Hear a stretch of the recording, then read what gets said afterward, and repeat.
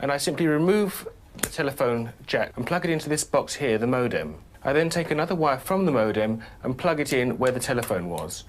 I can then switch on the modem. It's now telling me to phone up the main press cell computer. So it's a very simple connection to make. Extremely simple. I'm now waiting for the computer to answer me. And things are starting to happen. Things are starting to happen. Why did you buy a computer? Well, I was very interested in the new technology and didn't want to be left behind. I don't think it's only for the youngsters at school now. I think us older ones will have to learn a lot about it. What is Internet anyway? Internet is that massive computer network, the one that's becoming really big now.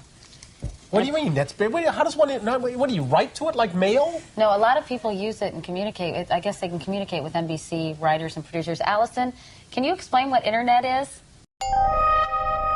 The world is in financial disarray. Currencies failing, economies in wild flux, jobs being lost. But what if you could build an entirely new economy, one specifically designed for the digital realm? Well, that is the dream behind Bitcoin. Bitcoin, for those of you who don't know, is an electronic online currency that was created in 2009. It was made by someone who did it under the pseudonym Satoshi Nakamoto. Like any economy, you don't want too much too fast because then the value of your currency drops, or so slow that your economy grounds to a halt. It's designed to be a self-stabilising economy. Whether it actually is that way though, well, that is a little bit more complicated. Because some people have said, hey, Bitcoin is the answer to those problems. Are you a believer? Well, Bitcoin is exciting because it shows how cheap it can be.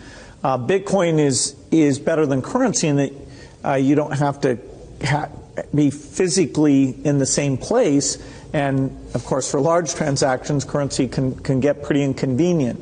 And what is Bitcoin? Bitcoin is a currency on the internet.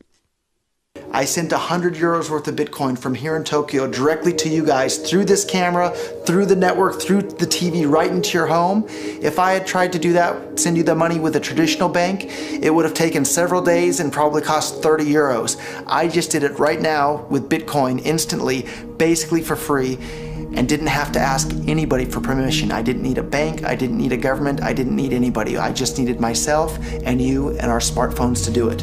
That's the power of Bitcoin.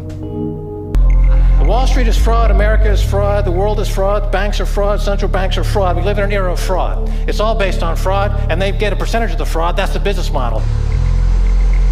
To suggest that there is any moral or ethical aspect to anything that's going on now is to be completely naive about the fact that we live in an era dominated by financial terrorists, jihadis of banking. They're here to kill you and themselves. They believe in an ideology, not the Quran, but Adam Smith, that they completely misread and interpret as something to justify their blowing themselves up. Janet Yellen's a terrorist! Mario Draghi's a terrorist! The Central Bank of Japan is a terrorist! These are the real terrorists! Funds received. This community is switching to what they think is a better monetary system. A system in which banks are no longer needed because payments could be made directly from one person to another. Bitcoin is fundamentally different because in Bitcoin, you don't owe anyone anything and no one owes you anything. It is not a system based on debt. It is a system based on ownership. And no one can censor it, no one can seize it, no one can freeze it. It's November the 2nd, 2008, just 6 weeks after the Lehman Brothers collapse. And all over the world, there are panicked debates about how to save the banks. Then, on a little visited web forum for cryptographers, a document appears in which a completely new monetary system is proposed. The visionary author calls himself Satoshi Nakamoto. These were the darkest days of the financial crisis.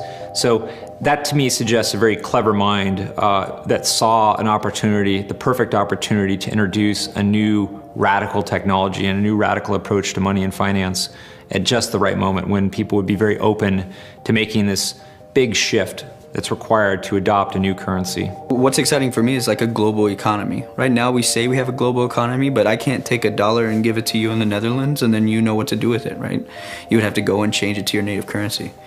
And when you kind of eliminate that step, and I can just send you one form of payment and you can send me a product in a matter of seconds, that starts to change things from a global perspective. How could this digital coin invented by this Satoshi Nakamoto become hundreds of times more valuable than the dollar? And why do enthusiasts like Roger Fear want the world to switch to bitcoins? I'm giving every single person here 1,000 yen worth of bitcoins, which is like $8 and something cents. Back in the early days, you know, I'd get phone calls from my buddies. Oh, hey man, I lost 10,000 bitcoins because my computer blew up, right? Back then, one Bitcoin was less than a penny, right? So nobody cared. They lost $10. I don't care, right? And now 10,000 Bitcoins, that's, you know, $5 million. That's a big deal, right? I think a lot of people are underestimating the way in which Bitcoin and the blockchain are going to change the power structures in society in general. I mean, I grew up in the US and I see all these people like, yeah, nuke everybody in the Middle East and kill them all. And then they have the former Secretary of State Madeleine Albright on 60 Minutes, one of the most popular news shows in the US. And they asked her, they said, like, there's reports that more than 500,000 Iraqi children have died as a direct result of US sanctions. And she looks back at her with a straight face and she goes, it was a really tough decision, but I think that it was worth it. Worth murdering 500,000 kids because of what the government did? And I apologize for crying, but it just disgusts me from my core when I see government people murdering people around the world. It's not just theoretical, these are real people with real lives. And it's real people, and Bitcoin has the power to undermine everything they're doing to people around the world. And I'm sorry for shouting, but it just disgusts me what these people in government do. And they do it through central banking and through the control of the money supply, and Bitcoin takes that away from them.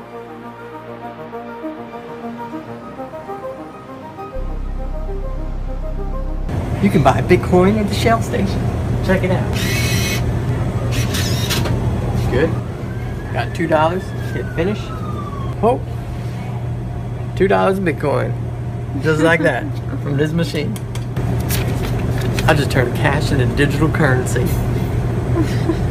So thinking that it's too late to get involved in Bitcoin is like thinking it's too late to get involved with the internet or too late to get involved with using a cell phone. Like, it's not too late to get involved in Bitcoin. If Bitcoin becomes really popular all over the world, Bitcoins are going to have to be worth at least tens of thousands of dollars a Bitcoin, if not hundreds of thousands of dollars per Bitcoin. So thinking it's too late to get involved with Bitcoin is like thinking it's too late to get involved with using the internet. Of course not. Like, it's ubiquitous in our lives, and Bitcoin's going to become ubiquitous in our lives as well.